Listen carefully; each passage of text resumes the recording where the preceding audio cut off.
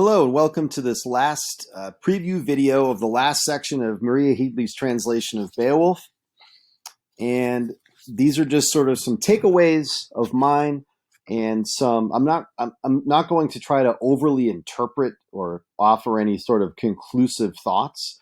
For me, the more I read this poem, maybe this is the case of all great literature, the more I read this poem, I feel like I'm left with more tensions and more ambiguities and more questions than I am with clear answers.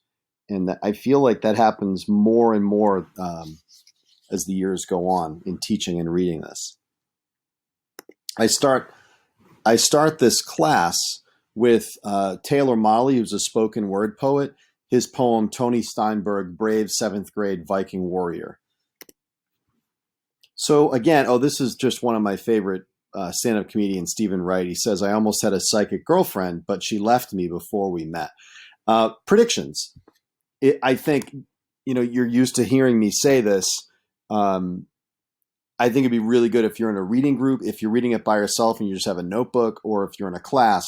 Right now, think about what you know. Beowulf and Wiglaf fought the dragon. Beowulf died, the dragon died. The 10 soldiers that Wiglaf and Beowulf took with them fled to the forest.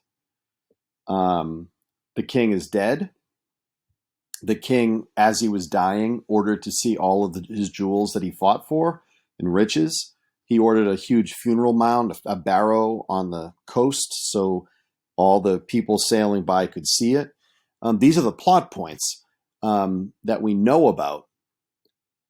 What might happen? So I would start with, what are the things you think are definitely going to happen, and say them, write them down, even if you think they're obvious. After that, make a few bold predictions. What kind of speaker might enter that we haven't met yet?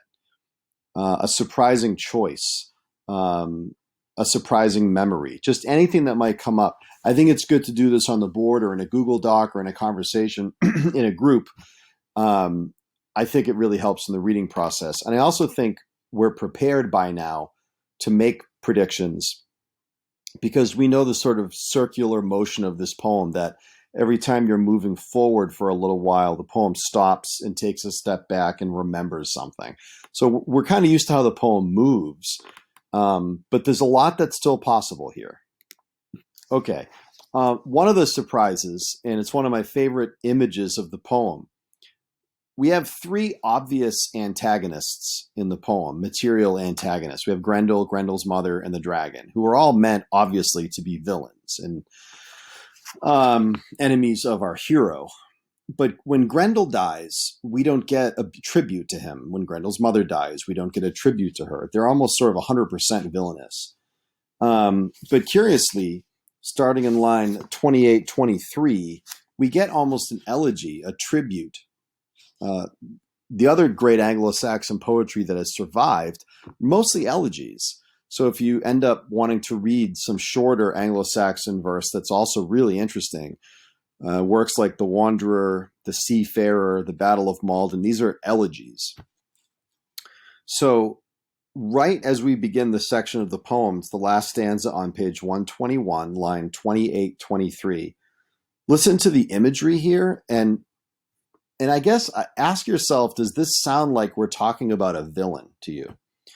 The dragon, that deep dweller, lay dead as well, having done in her enemy. She was limp and lifeless, her looping spine and scales no longer lolling about piles of gold, no longer ring guarding.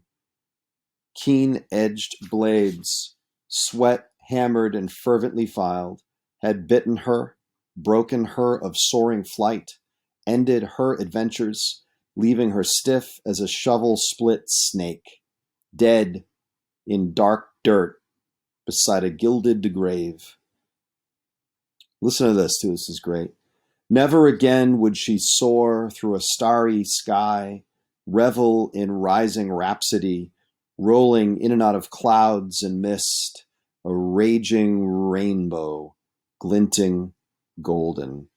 She plummeted, earth-struck, blunted in blissful brutality by Beowulf. So something I like to ask my students is, why is this language so beautiful? It's just really peculiar and interesting. The dragon is each of the antagonists is really fascinating and diverse and interesting. What's interesting about the dragon here? Something worth talking about. Okay, this is just a point of clarification to help you make the reading less frustrating.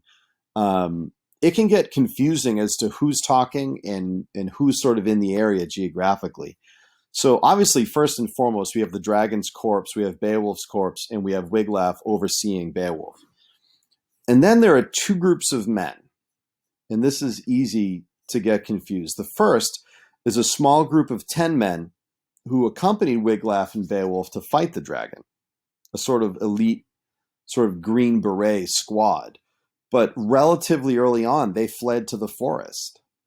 Okay, so they're addressed by Wiglaf in very blunt terms.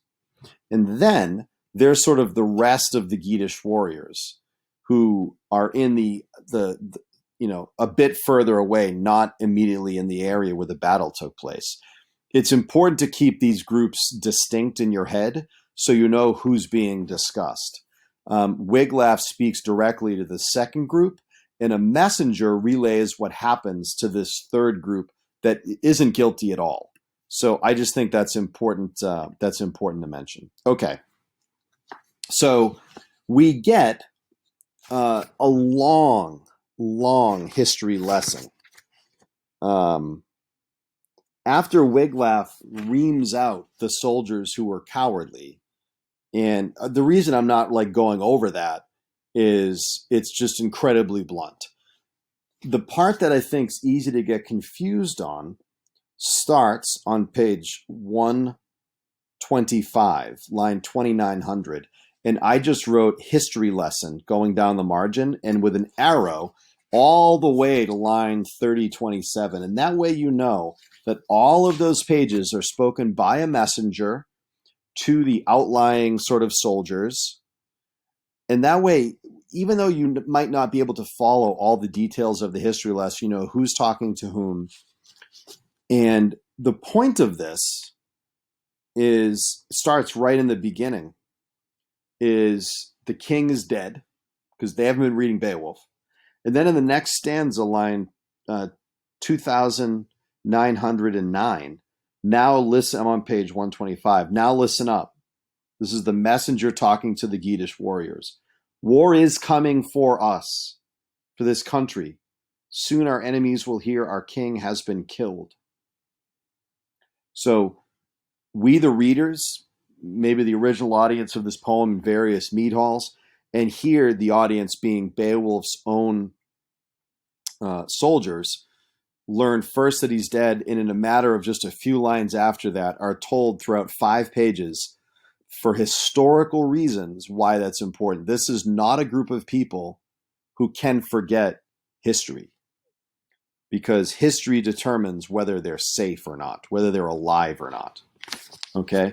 So if you go down, we get all these different, stories about Angenteau and Ravenswood, and we get the younger Hygelac, Beowulf's king, who again is raised to a height and praised.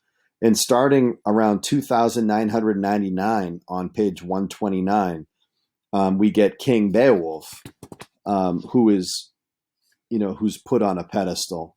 But the point of this isn't simply saying we're dead meat, folks, because Beowulf's dead. It's to give historical context for why they're so screwed, so that there's no doubt as to the seriousness of the danger they're in. It all has to do with history. So again, as I've always said, this is a chunk of 5 or 6 pages that you'll be tempted to skip. Don't. Then, if you go to line 3038, really, really interesting reflection by the poet on the dragon and the dragon's horde. And I'm not sure what to make of this. It's really, really interesting. The poet says of the troops, line 3038, they saw beside him a wrathful wonder. So there's Beowulf, and then right beside Beowulf is the dragon. A sky dragon become ground ghost. That flame spitter, scourge of those coasts, had been scathed and sooted by her own song. And then a curious detail. She was 50 feet long.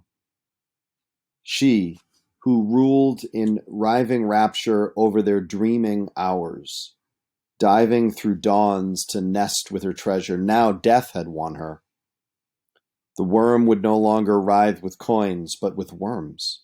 Beside her lay the dragon's dowry, grave good, goblets and cups, dishes and knives, rust devouring them now. We get Boethius creeping back in, constant reminders that, particularly in the second half of the poem, that gold and riches don't seem to have the potency and longevity and strength that maybe the more early versions of medieval folks thought they did. Though they'd spent 1,000 winters serving the ghosts of powerful men. There was a spell on the hoard, left by a skeleton tribe, a ward that said no man could touch it unless God, glory dispenser and hoarder of humanity. That's fascinating. I think that's pretty much a Headley invention. I don't recall anything in the Anglo-Saxon that calls God hoarder of humanity. He's usually called God or measurer or, heaven's guardian or some militaristic metaphorical term. So God chose a hero and gave permission for the treasure to disperse. So it's curious that the dragon's riches are cursed, which is interesting. It's sort of like the last curse I think we remember is that the Grendel family had a curse on all weapons, that they couldn't be affected by weapons. So it's interesting. I don't know if this is a Deus Ex Machina or just sort of a theme that goes throughout. It seems like things that men value in this poem very much, weapons and riches, are repeatedly cursed. Something to maybe write about and think about. This fascinates me. So this woman is Serbian, and she's weeping and lamenting over her circumstances. I think you can find women in America doing this, women in Sudan doing this, women in Afghanistan doing this.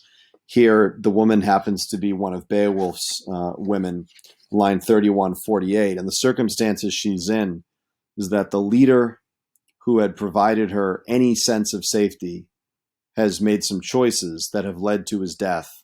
And now any safety she herself or her family has ever experienced is in grave danger. Curiously, the woman doesn't have a name, just like Grendel's mother, just like the dragon. We don't get direct quotations.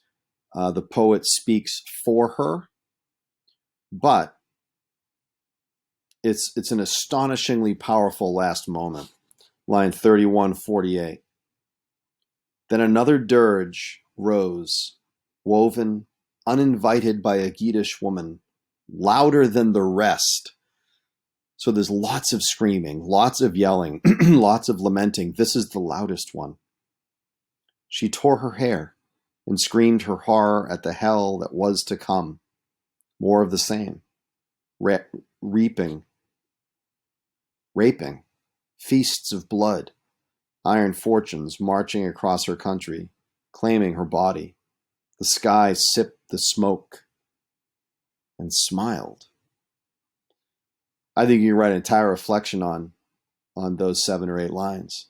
Those are the last sort of spoken words of the poem. And a question I would ask is, what do these words do to the meaning of the entire poem? It reminds me, too, this woman knows that she's in physical danger. She's in danger of being raped. There's an amazing metaphor in the Odyssey where, if I remember correctly, Odysseus is crying. And Homer compares the way Odysseus is crying to the sound of a woman whose country is being taken over, maybe whose husband has been killed, and the foreign conquering army is circling her. And there's a sense that they will rape her, maybe kill her, maybe enslave her. And they're the cries of a woman who knows all of those things are about to happen. The same cry happens here. Homer, would have been a couple of thousand years before Beowulf, but the cry, very similar. And then a really, really interesting conclusion. Let's read the last paragraph together, 3168, last page of the poem. 12 thanes, battle-tested sons of worthy men, took themselves to horseback and coursed round the tomb, weeping, ringing the old songs from their tongues, dirge, chanting, telling the legend of Beowulf, their king, his courage, his fury, his wars. They did all this, grieving the way men do. But bro, no man knows, not me, not you, how to get to goodbye. These guys tried. They remembered the right words. Our king, lonely ring wielder, inheritor of everything. He was our man. But every man dies. Here he is now. Here our best boy lies. He rode hard, he stayed thirsty. He was the man. He was the man. Obviously, Headley takes liberties, but the poem basically says that he was very, in the Anglo-Saxon, it basically means that Beowulf was the kindest to his people and the most enthusiastic to win immortality, to win fame. Saying he was the man in a modern context means basically the same thing. Was he? Based on how the poem ends, you could write a paper, you could have a discussion. Was Beowulf the man? Was he an ideal man in the world of this poem? I think there's a lot of complexity to the possible answers.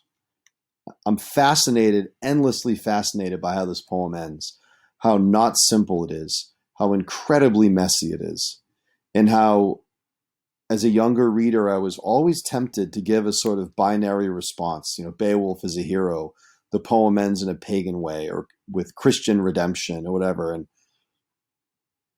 I think maybe like all war-torn countries, any sense of heroism is complicated by the death of heroes and what gap and vacancy and hole that leaves to regular people. I think you could make a case that the fact that Beowulf mostly was surrounded by cowards calls into question his leadership. I think it's just really complicated and fascinating and worth talking about. I hope this preview video helped you, and good luck with your reading.